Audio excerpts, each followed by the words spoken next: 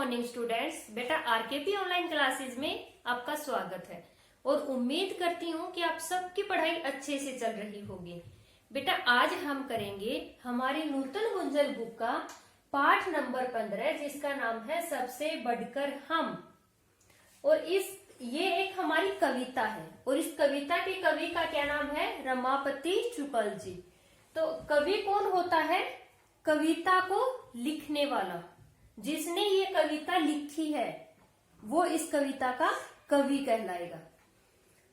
तो सबसे बढ़कर हम जो हमारी एक कविता है, इसमें हम शब्द किसके लिए प्रयोग किया गया है? मनुष्य के लिए। हम किसके लिए प्रयोग किया गया है? मनुष्य के लिए। सबसे बढ़कर हम मीन्स सबसे बढ़कर मनुष्य। तो अब हम ये जानेंगे कि कवि ने सबसे बढ़कर मनुष्य को ही क्यों बताया है।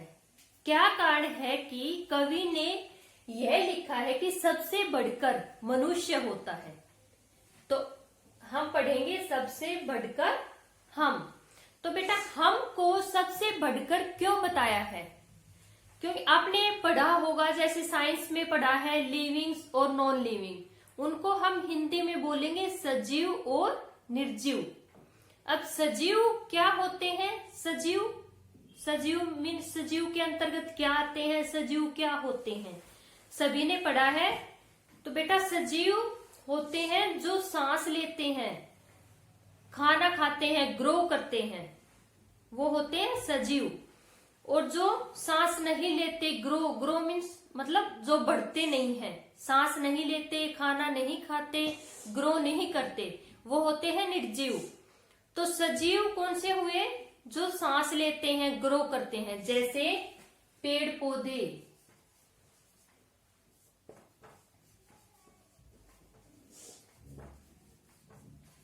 जीव जंतु,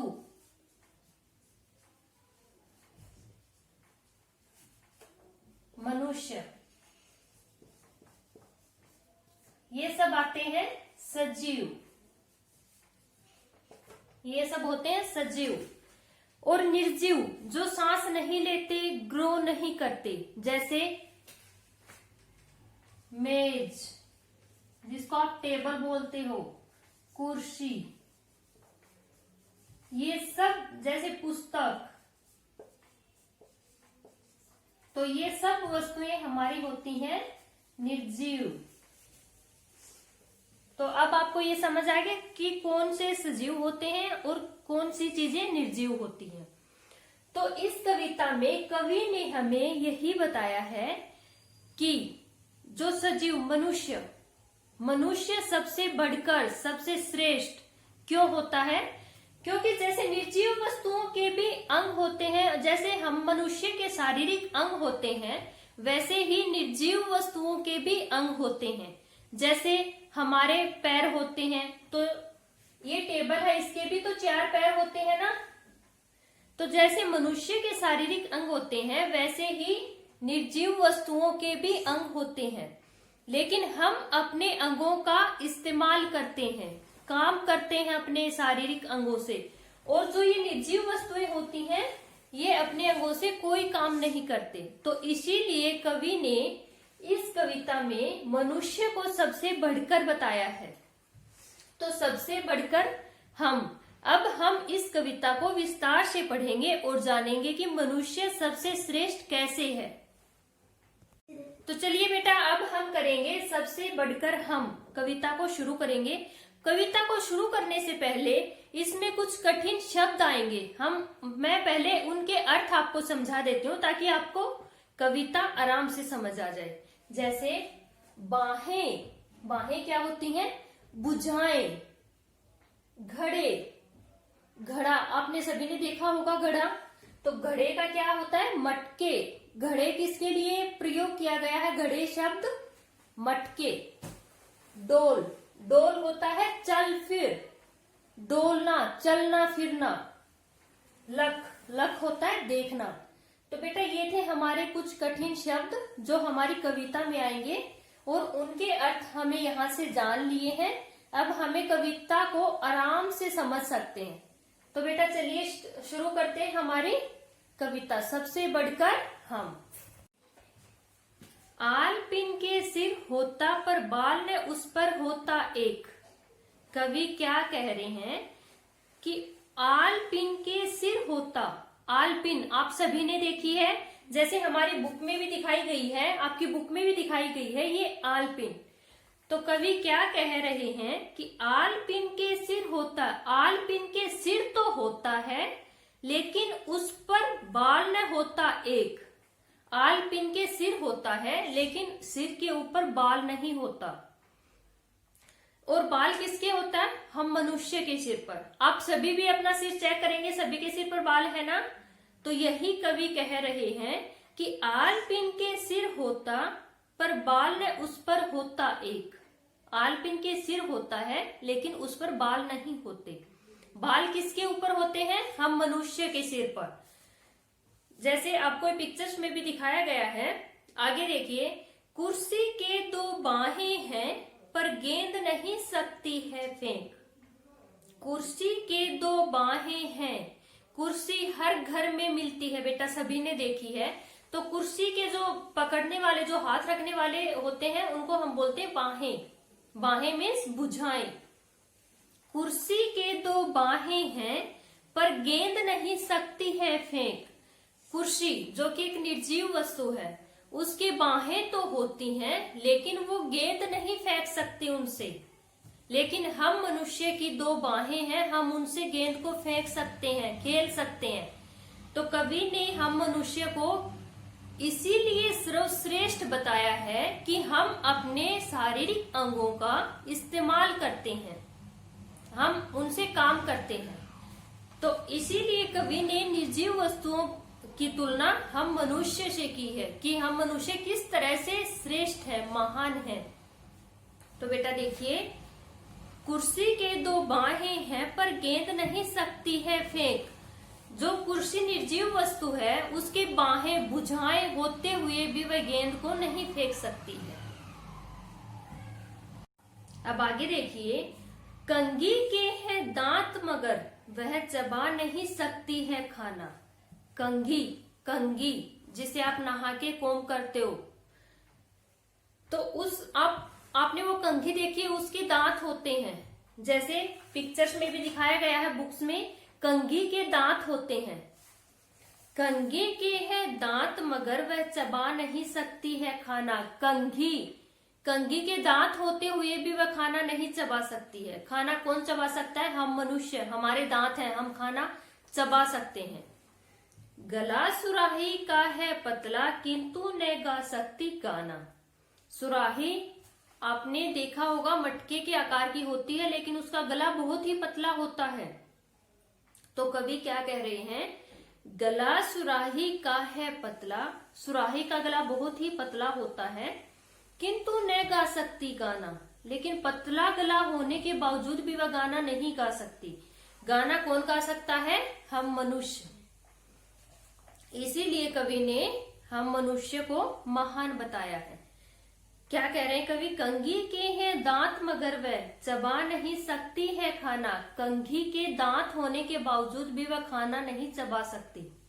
गला सुराही का है पतला किंतु न गा सकती गाना। सुराही का गला पतला होते हुए भी वह गाना नहीं गा सकती। इसीलिए निर्जीव जो ये वस्तुएं हैं, यह मनुष्य की तरह अपने अंगों का इस्तेमाल कभी नहीं करती हैं। अब आगे देखिए। होता है मुंह बड़ा घड़े का। घड़ा क्या होता है? मटका। होता है मुंह बड़ा घड़े का। घड़े का मुंह आपने देखा होगा, सभी के घर में घड़े हैं, मटके हैं। किचन में जैसे हम पानी पीने के लिए प्रयोग करते हैं, तो घड़े का, हर घर में घड़े का प्रयोग किया जाता है। तो घड़े का जो मुंह होता है, जो गला होता है, वो कितना चौड़ा होता है घड़े का मुंह। उसमें हम हाथ और गिलास अंदर डाल के पानी निकालते हैं। तो घड़े का जो मुंह होता है वो बहुत ही बड़ा होता है। होता है मुंह बड़ा घड़े का पर वह बोल नहीं सकता।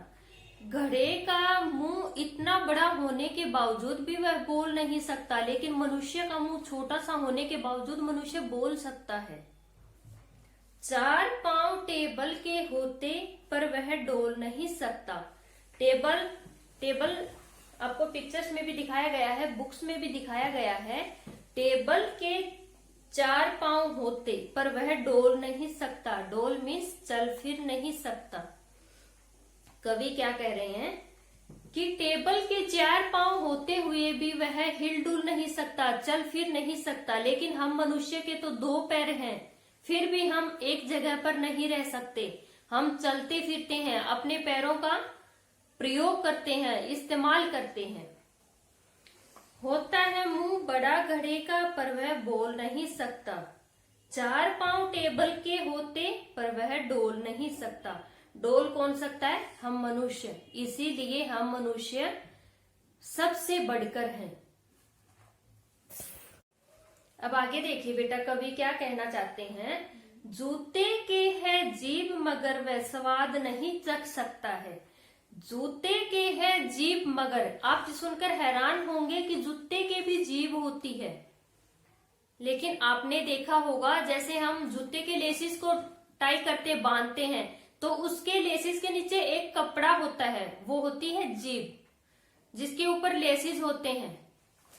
तो जैसे आपको पिक्चर्स में भी दिखाया गया है, आप समझ जाएंगे पिक्चर देखकर कि जीभ जूते की कौन सी होती है। जूते के है जीभ मगर वह स्वाद नहीं चख सकता है।